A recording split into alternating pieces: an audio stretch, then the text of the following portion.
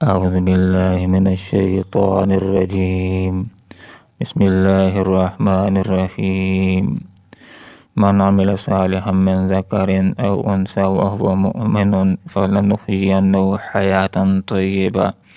ولنجزينهم أجرهم بأحسن ما كانوا يعملون. صدق الله العظيم. سبحانك لا علم لنا إلا ما علمتنا إنك أنت العليم الحكيم. من جو بھی عمل کرے گا صالحاً نیک، من ذکر خواہ وہ مرد ہو او انثیٰ یا عورت، وہو مؤمن بشرطے کہ وہ ہو مومن، فلنحیینہ تو ضرور بضرور ہم بسر کرائیں گے اس کو حیاتاً طیبہ پاکیزہ زندگی، ولنجزینہم اور ضرور بضرور ہم دیں گے ان کو اجرہم ان کا اجر، بے احسن کہیں بہتر، ما ان اعمال سے کانوا یعملون جو وہ کرتے رہے۔ اس آیت بینہ کے اندر ایک بہت بڑی غلط فہمی کا ازالہ کیا گیا، اور وہ غلط فہمی یہ ہے کہ بعض لوگوں کا یہ خیال ہے کہ مذہب دنیاوی ترقی کے راستے میں ایک بہت بڑی رکاوٹ ہے، کہ جو آدمی مذہب کو اختیار کر لیتا ہے، اسلام کو اختیار کر لیتا ہے، تو آخرت تو اس کی بن جائے گی، لیکن وہ دنیا کے اندر دنیا کے اعتبار سے پیچھے رہ جائے گا، کامیاب نہیں ہو سکے گا۔ تو اس غلط فہمی کا یہاں پر ازالہ کیا گیا ہے۔ تو لوگوں جو یہ غلط پروپیگنڈے کرتے ہو، تھوڑا سا غور تو کرو کہ حضرت ابوبکر صدیق رضی اللہ عنہ نے اسلام قبول کیا تو کیا دنیا کے اندر وہ پیچھے رہ گئے؟ دنیاوی اعتبار سے وہ کامیاب نہیں ہوئے؟ حضرت عمر رضی اللہ عنہ نے اسلام قبول کیا تو کیا وہ دنیاوی اعتبار سے کامیاب نہیں ہوئے؟ حضرت عثمان غنی رضی اللہ عنہ، عبد الرحمن ابن عوف رضی اللہ عنہ اسلام قبول کیا تو کیا دنیا میں پیچھے رہ گئے؟ تو یہاں پر اللہ رب العالمین یہ بات سمجھا رہے ہیں اس آیت کے اندر، اور یہ بہت بڑی بات ہے، اور وہ بات یہ ہے جس کا مفہوم یہ ہے کہ جو آدمی ایمان لائے گا، نیک اعمال کرے گا، تو نہ صرف یہ کہ اس کی آخرت بنے گی، جہنم سے بچے گا، جنت کی بہترین زندگی ملے گی، بلکہ جو بھی نیک ہوگا تو فلنحیینہ حیاتاً طیبہ، ہم دنیا کے اندر بھی اس کو بسر کرائیں گے حیاتاً طیبہ پاکیزہ زندگی۔ تو سب سے پہلی بات یہ ہے کہ جس نے نیک عمل کیا، تو اب سوال یہ پیدا ہوتا ہے کہ نیک عمل کس کو کہتے ہیں؟ جو عمل بھی ہو، خواہ کھانا ہو، پینا ہو، سونا ہو، جاگنا ہو، نماز پڑھنا ہو، چلنا ہو، گفتگو کرنا ہو، شادی کرنا ہو، جو عمل بھی ہے اس کے اندر اگر 3 صفات آ جاتی ہیں تو وہ صالح عمل ہو جاتا ہے، احسن عمل ہو جاتا ہے، نیکیوں کے پلڑے کو جھکانے والا، آخرت کے اندر بندے کو رب کی رضا دلوانے کا ذریعہ ہو جاتا ہے۔ نمبر 1 ایمان۔ قرآن کی ایک آیت ہے جس کا مفہوم یہ ہے کہ آخرت کے اندر کفار کے اچھے اعمال، جو وہ روڈ بناتے ہیں، ڈیم بناتے ہیں، اسپتالیں بناتے ہیں، اچھے کام بظاہر کرتے ہیں، تو ان کے یہ سارے اچھے کام کافروں کے ترازو کے نیکیوں کے پلڑے میں ڈالے جائیں گے کا رماد، راکھ کی طرح وزن ہوگا، اچھائی کچھ وزن نہیں، اس لیے کہ ان کے اعمال کے اندر ایمان کی صفت نہیں ہے۔ تو سب سے پہلی بات یہ ہے کہ عمل کو صالح اور احسن بنانے کے لیے، کہ جس کی بنیاد کے اوپر آخرت بھی بنتی ہے اور دنیا کے اندر بھی، فلنحیینہ حیاتاً طیبہ، ہم اس کو دیں گے گزارنے کے لیے پاکیزہ زندگی، کہ جو نیک اعمال کرنے والا ہے، ایمان کی روشنی میں عمل کرنے والا ہے۔ اور دوسری صفت اخلاص، اخلاص کا مطلب یہ ہے کہ جو عمل بھی کرے جائز عمل تو میں اللہ کو راضی کرنے کے لیے، لوگوں سے تعریفیں حاصل کرنے کے لیے نہیں اور دنیاوی اغراض کے لیے نہیں، اور جس گناہ سے بچے تو لوگوں کے ڈر کی وجہ سے نہیں، معاشرے کے ڈر کی وجہ سے نہیں، میں اللہ کے خوف کی وجہ سے وہ گناہوں سے بچنے والا ہو۔ تو عمل کے اندر پہلی صفت ایمان، دوسری اخلاص، اور تیسری بات یہ کہ جو کام بھی اس کے سامنے آ رہا ہے شریعت سے پوچھ لے جائز ہے یا ناجائز ہے، ناجائز ہو تو چھوڑ دینا عبادت ہوتا ہے، جائز ہو تو پھر یہ سوال پوچھا جاتا ہے کہ ہمارے رسول کا اس میں طریقہ کیا ہے۔ تو جو عمل بھی آپ صلی اللہ علیہ وسلم کے طریقے کے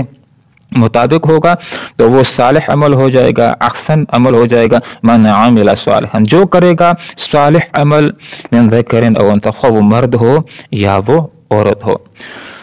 دنیا کے اندر عورت کے ساتھ بڑے مظالم کیے گئے، حتیٰ کہ عورت کو مرد کی ایک لحاظ سے ملکیت سمجھا جاتا رہا ہے، اس کو الگ سے کوئی مستقل وجود کی حیثیت سے لوگ تسلیم نہیں کرتے تھے۔ یہ اسلام ہے جس نے یہ بات سمجھا دی ہے کہ مرد کا الگ سے ایک مستقل وجود ہے، اس کا مقام و مرتبہ ہے، یہ حق کی ملکیت رکھتا ہے۔ اسی طرح عورت کا بھی ایک مستقل وجود ہے اور وہ بھی حق کے ملکیت رکھتی ہے۔ یہ نہیں کہ مرد نیکیاں کرے گا تو اجر و ثواب ہوگا، عورت نیکیاں کرے گی تو ثواب نہیں ہوگا، ایسی بات نہیں ہے، بلکہ فرمایا جو بھی مرد ہے یا عورت ہے بشرطے کہ مومن ہوں، نیک اعمال کرنے والے ہوں، اللہ کے حکم کے مطابق، رسول کے طریقے کے مطابق، تو یہ اللہ رب العالمین کا وعدہ ہے، فَلَنُحْيِيَنَّهُ حَيَاةً طَيِّبَةً۔ جو آدمی مسلمان ہے اور اس کے باوجود اس کی زندگی اچھی نہیں ہے تو اس کو اپنی حالت کے اوپر غور کرنا چاہیے، کیا ہے وہ اسلام کے مطابق زندگی گزار رہا ہے یا نہیں۔ اس کے اپنے اندر کہیں پر فرق آ جائے گا، اس کے اعمال کے اندر فرق آ جائے گا، اس کے اخلاص میں کہیں پر کوئی فرق ہوگا۔ اگر مومن ہے، اللہ کی مان کر کے چلنے والا ہے تو اللہ تعالیٰ اپنے پیاروں کو ذلیل نہیں کرتا، اللہ رب العالمین ان کی عزت بڑھانے والا ہوتا ہے۔ جو لوگ اللہ کی مانیں گے تو اللہ تعالیٰ ان کے ساتھ پیار فرماتا ہے، اللہ رب العالمین ان کے ساتھ محبت فرماتا ہے۔ تو یہاں پر فرمایا کہ جو لوگ بھی نیک اعمال کریں گے، مرد ہوں یا عورتیں ہوں، فَلَنُحْيِيَنَّهُ حَيَاةً طَيِّبَةً، ہم ان کو پاکیزہ زندگی گزارنے کے لیے دیں گے۔ تو پاکیزہ زندگی کے اندر پہلی صفت یہ ہے کہ زندگی عزت کے ساتھ گزرے گی۔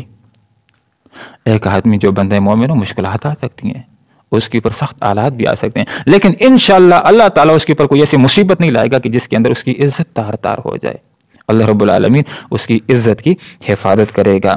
جو بھی نیک اعمال کرے گا، مرد ہو یا عورت ہو، ہم اس کو گزارنے کے لیے دیں گے حیاتاً طیبہ، پاکیزہ زندگی۔ پاکیزہ زندگی سے ایک مراد یہ بھی ہے کہ اللہ تعالیٰ اس کو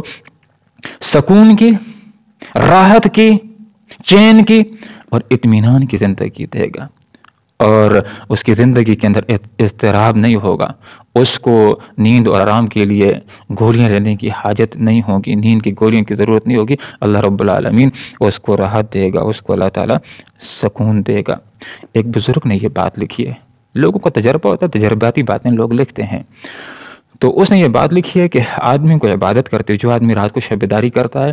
تہجد رات کو پڑھتا ہے، تلاوت کرتا ہے، ذکر کرتا ہے اللہ تعالیٰ کا، تو اس کی وجہ سے آدمی کو جو لذت ملتی ہے، جو سرور ملتا ہے، جو مٹھاس ملتی ہے، اس بزرگ نے کہا کہ اگر یہ سلاطین کو پتہ چل جائے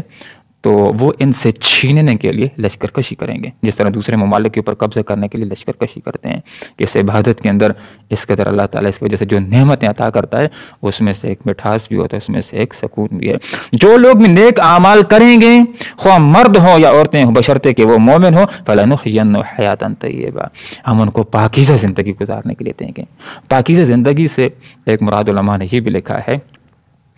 کہ اللہ رب العالمین اس بندے کو ایک ایسا نور بصیرت دے دے گا کہ وہ اللہ کی رضا کے اوپر، تقدیر کے اوپر راضی برضا ہو جائے گا۔ امیر ہوگا تو شاکر ہوگا، جس حالت میں اللہ تعالیٰ نے اس کو رکھا ہے وہ شک و شکایت نہیں کرے گا، راضی و برضا ہوگا۔ اگر امیر ہے تو شکر کرنے والا ہوگا، غریب ہے تو صبر کرنے والا ہوگا۔ یہ نعمت اللہ رب العالمین اس کو عطا کر دے گا۔ جو لوگ بھی نیک ہوں گے، اللہ کی مان کر کے چلنے والے ہوں گے، مرضیاں نہیں چلائیں گے، طریقے معاشرے کے نہیں چلائیں گے، آپ صلی اللہ علیہ وسلم کے طریقوں کو اختیار کریں گے، تو فَلَنُحْيِيَنَّهُ حَيَاةً طَيِّبَةً، ہم ان کو پاکیزہ زندگی گزارنے کے لیے دیں گے۔ پاکیزہ زندگی سے ایک مراد علماء نے یہ بھی لکھا ہے کہ اس کی معاش بہترین گزرے گی انشاءاللہ۔ یہ اللہ کی ماننے والا ہوگا تو اس کو لوگوں کے آگے کشکول پھرانے کی کوئی ضرورت نہیں ہوگی، اس کو آٹے اور دالوں اور چینیوں کے لیے لائنیں بنانے کی ضرورت نہ ہوگی۔ صحابہ کرام رضوان اللہ تعالیٰ علیہم اجمعین نے اللہ کی مانی تھی، عزت کی زندگی گزار کر کے دنیا سے وہ گئے۔ تو حیات طیبہ، اللہ تعالیٰ پاکیزہ زندگی دے گا جس کے اندر معاش انسان کی انشاءاللہ آسانی کے ساتھ گزر جائے گی۔ قرآن کی ایک آیت اس کا مفہوم یہ بھی ہے کہ وَمَنْ أَعْرَضَ عَنْ ذِكْرِي فَإِنَّ لَهُ مَعِيشَةً ضَنْكَ، جو عمل صالح سے ہٹ کر کے زندگی ہوتی ہے، اللہ کے ذکر سے اعراض والی، قرآن و سنت سے دور والی، اس کی معیشت، اس کے جو نقصانات ہوتے ہیں، ایک یہ بھی ہوتا ہے کہ معیشت تنگ ہو کر کے انسان کی رہ جاتی ہے۔ تو جو لوگ بھی نیک اعمال کریں گے، قرآن و سنت کے مطابق زندگی گزاریں گے، اللہ کی مان کر کے چلیں گے، رسول کی اطاعت کریں گے، فَلَنُحْيِيَنَّهُ حَيَاةً طَيِّبَةً، ہم ان کو پاکیزہ زندگی دیں گے، وہ کسی کے غلام نہیں ہوں گے۔ قرآن کی ایک آیت ہے جس کا مفہوم یہ ہے کہ وہ لوگ کہ جو ایمان لائیں گے، اچھے اعمال کریں گے، تو اللہ تعالیٰ ان کو وَأَنْتُمُ الْأَعْلَوْنَ إِن كُنتُم مُؤْمِنِينَ، اگر تم ایمان کے تقاضوں کو پورا کرو تو انشاءاللہ تم ہی